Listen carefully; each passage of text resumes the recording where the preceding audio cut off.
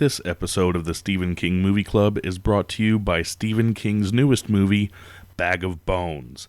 Bag of Bones is now available for purchase on DVD and Blu-ray via Amazon, streaming via Amazon Instant and Netflix, or for digital download from iTunes. Watch it now by clicking the links below.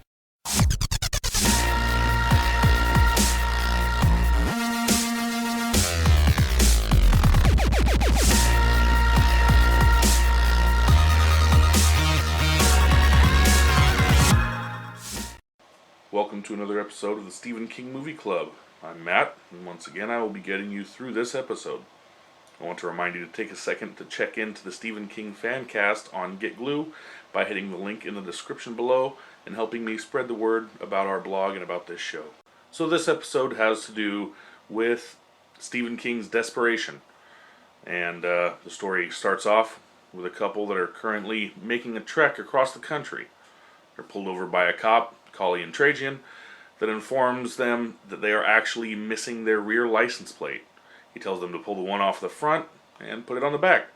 The guy opens the trunk of the car to retrieve a toolkit where the cop sees what looks like a pound of weed in a bag with a smiley face sticker on it. The couple claims the dope does not belong to them, but to a relative for whom they are driving a car across the country for. They're placed in the cop car and are under arrest. Collie and Trajan, played by Ron Perlman, starts off by reading one of the most interesting sets of rights that I've ever heard. And now, I'm not saying that I've been instructed what my rights were on a very regular basis, but something sounds wrong to me. Listen real close. What did you call me?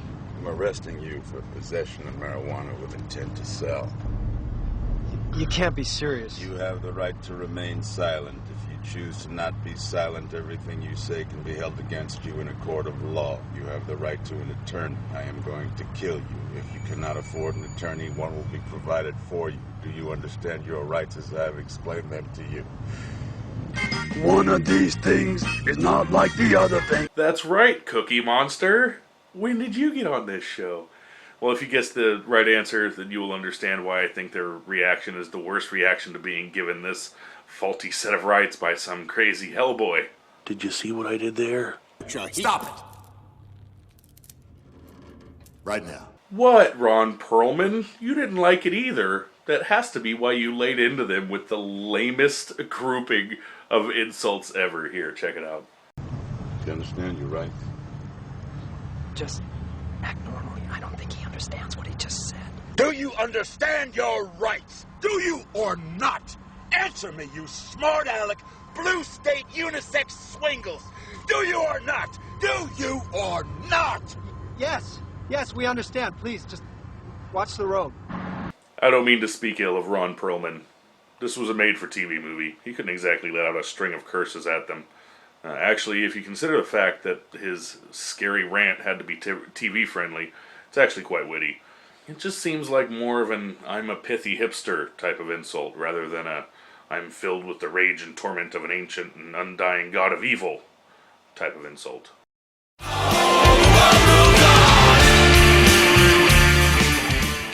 So, crazy Ron Perlman cop takes the couple to this little town of Desperation, pulls the cop car up to the little police station, and lets the couple out of the car. The couple, Mary and Peter, played by Annabeth Gish and Henry Thomas respectively, are walked up to the front door of the building and pushed in. Just inside the door is a set of stairs leading up. On the bottom couple of stairs is a dead little girl. The couple sees the child, and of course they start screaming. Collie, however, is annoyed by their screams and doesn't really react to the dead girl at all. At this point in the movie, we're about 15 minutes in. The couple has been arrested for a crime that, according to them anyway, they did not commit by a cop that is clearly cray-cray. These two characters are obviously the heroes of the piece, right? Until Collie shoots Peter in the guts, killing him. Yep, out of nowhere. He then escorts the screaming widow up the stairs and into a room filled with jail cells. This is where the movie watcher is introduced to the majority of the cast as they are currently inhabiting said jail cells. There's a bit of a scuffle between Mary and Collie before he locks her safely in a cell and exits. During the scuffle, one of the prisoners, 15-ish Year-old David Carver, played by Shane Habucha, picks up an errant shotgun shell off the floor just outside his cell and puts it in his pocket. I'm going to save the rest of the introductions to this group for a little bit later.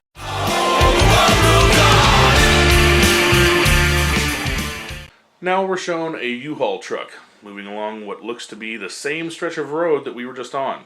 The male truck driver pulls off the road to pick up a female hitchhiker. This is when we are introduced to Steve Ames, played by Steven Weber, and Cynthia Smith, played by Kelly Overton. There's some conversation, and Steve tells Cynthia that he is on a road trip following his boss, the writer John Marinville, around the country on a book tour. John is riding a motorcycle across the country and plans to write a book about the adventure. Steve is kind of a roadie for the writer, following behind him 50 miles or so hauling gear. When they get to the next stop on the tour, he sets up a PA system and unloads the writer's books and such. Now we're shown a guy on a motorcycle, traveling on the same stretch of road. The bike pulls off onto the shoulder, and the biker dismounts. John Marinville, played by Tom Skerritt, removes his helmet and places it on the seat of his bike. After taking about 10 steps away from the road and making absolutely no effort to conceal himself, he starts taking a piss. Well, you gotta do what you gotta do, right? When he turns around, Collie is leaned up against the side of his cop car, which is parked 5 feet behind the bike. Collie takes a minute to fanboy all over the rider before pointing out that there is something hanging out of one of the bike's saddlebags. At that point, a wolf comes out of the desert, and we are treated to this little scene. It's a wolf! Shoot it! It's just a wild dog. They're not dangerous. Ordinarily. Tack! Takala! Takawang! Ooh, whoa. What the hell did you say to it? Is that some kind of Indian dialect? Well, it's a lot older than that. Now, this isn't the first time we've seen Collie speak in tongues. It's just the first time I've mentioned it here. I'm not judging anyone here, but if you speak in tongues for any reason at all, everyone around you that does not also speak in tongues knows that you're a maniac. Absolutely, unequivocally, and without a doubt, you are batshit crazy. Again, I'm not being judgmental. I'm just pointing out what other people think. Isn't that something called a moshoko do mazata? Mata toto motondo tikishakada kapoko tokoto kalakamoshiti. Kali shikodo bokoto la bakatai shakabo chokolekamokotea. I love you.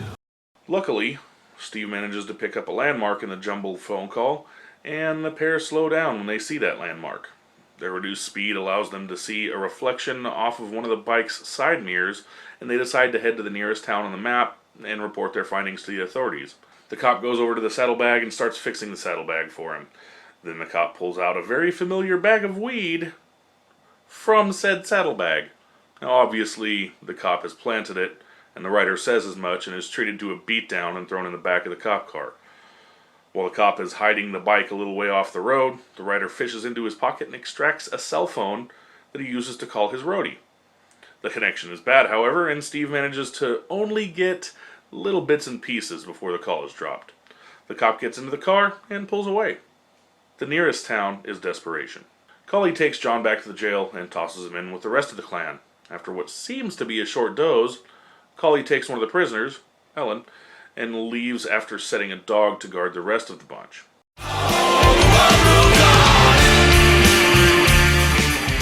Steve and Cynthia make it into town and stop at the mining company office to use the phone. They soon find out that everyone there is dead. Before they take off, they come across a very enticing carving, and upon the two of them touching it together, they both feel like it is sexy time, I guess. Things get a little hot, and some noise or another snaps them out of it. It is suggested, however, that Cynthia was quite stimulated by the necking and hugging, if you take my meaning. I guess it's time to introduce everyone in the prison group now, since we are at a point where that is critical. We've already met John, Mary, and David, so I'm going to skip over those for now. The remaining roster is local drunk Tom Billingsley, played by Charles Durning, and Ralph and Ellen Carver, David's parents, and are played by Matt Frewer and Silva Collegian, respectively. Now that you're caught up with everyone that is in the room, it's time to tell you how they got out of the room. David notices a bar of soap on the sink in his cell. He figures being a young boy, he might be able to soap himself up and squeeze between the bars of the cell. The other patrons of this fine establishment act as a distraction to the guard dog while he does this. Once he is safely out of the room, with the door shut between the dog and himself, he puts his clothes back on and goes searching for a gun. It is a police station after all, and he manages to find one. He pops a cap in the dog's ass, grabs the cell keys out of the desk, and frees the rest of the group. The local guy, Tom, suggests that they all go to a nearby abandoned theater to regroup and try to figure this thing out. On their way to the theater, they run into Steve and Cynthia coming out of the local food mart. And now our group of heroes is complete. They all make their way to the theater together in Steve's U-Haul. Back at the station, Ellen returns in the cop's car, but not with the cop. She makes it apparent that whatever was wrong with the cop is now wrong with her.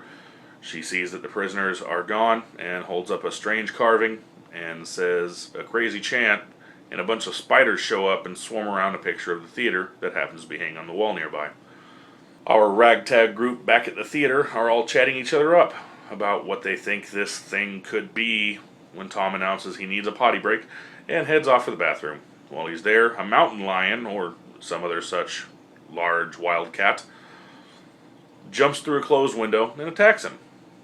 The rest of the group hears the glass shattering and runs to see what caused it.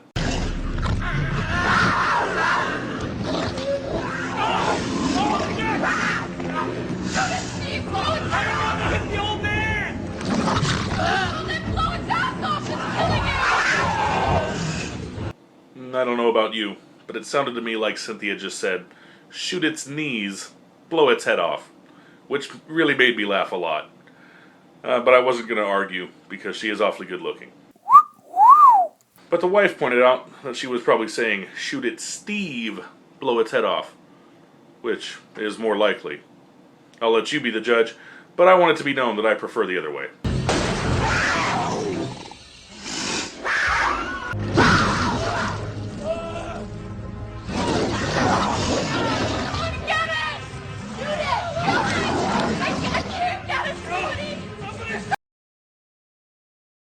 Because you shoot it doesn't mean it's dead.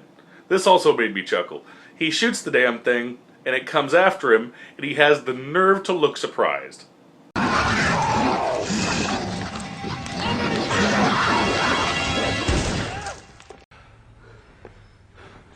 can't believe that just fucking happened. Is it dead? Oh my god! If you got that Boondock Saints reference, then you should know that I love you.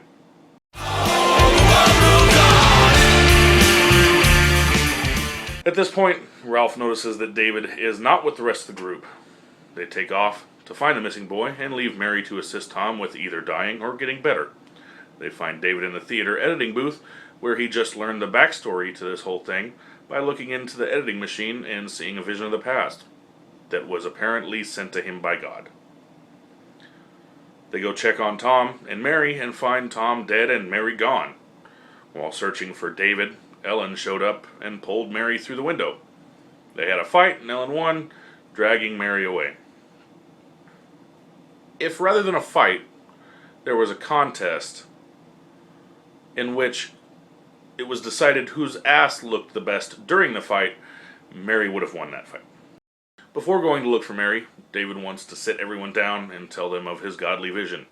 Back in the day, the mine was worked by Chinese immigrants. While digging, they unearthed a demon named Tak. Tak possessed people and made them violent.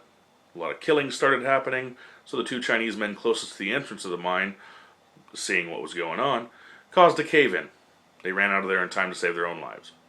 Well, recently, a mining company started digging out the mine and reopened that chamber, once again allowing Tak to escape.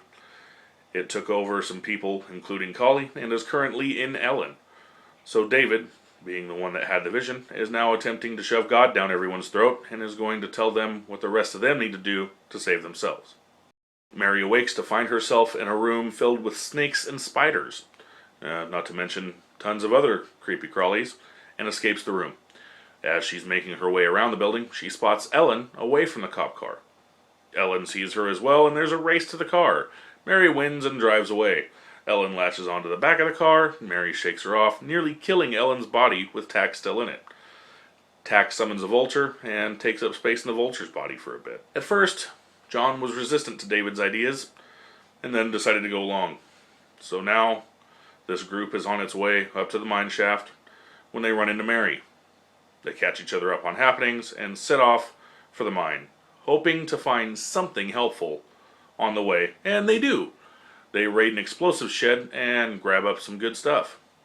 On their way up the hill from the explosive shack to the mine entrance, now on foot, John picks David's pocket and retrieves the shotgun shell that I mentioned before, which is interesting, considering at the time David picked up the shell, John had not yet been put in the jail. So John should have no business knowing that David had it. I digress. At the entrance, a bird flies out of the mine and attacks Ralph, killing him. Not quite sure how a bird kills a guy that quickly, but whatever. John tells them to get out of town and heads into the mine.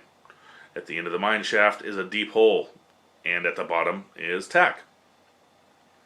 There is a tiny hole into another dimension, or whatever, I guess, and John pours a bunch of the anthro into the hole, plugs it with the shotgun shell, and shoots the back of the shotgun shell with his handgun. This explodes the mine, once again burying Tack.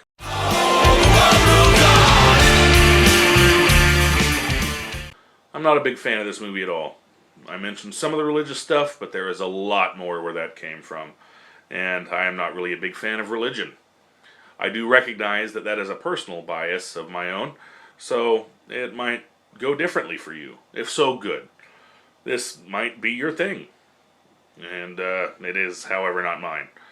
King took the time to invent the evil in this movie. Why couldn't he also invent the good? Or, science forbid, just let these people win for the simple reason that they want to live. Some religion, as part of character makeup, is fine by me. The amount of religion in this movie, though, it's oppressive. There was a lot of "you should do what I say because I know it's best for you" between characters in Desperation. That probably explains some of my clips and tags in this episode. This movie got me in a religious frame of mind, so this episode is more cynical than all the rest of them. That's it for this episode of the Stephen King Movie Club.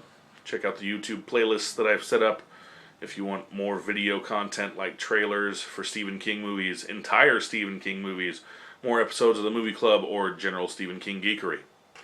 I encourage you to leave a comment saying what King movie you would like to see covered in the next episode of the Movie Club, or you can hit me up at any of the links provided below. You can also friend me on Rotten Tomatoes, or follow me on Get Glue or Twitter if you like. Long days, pleasant nights.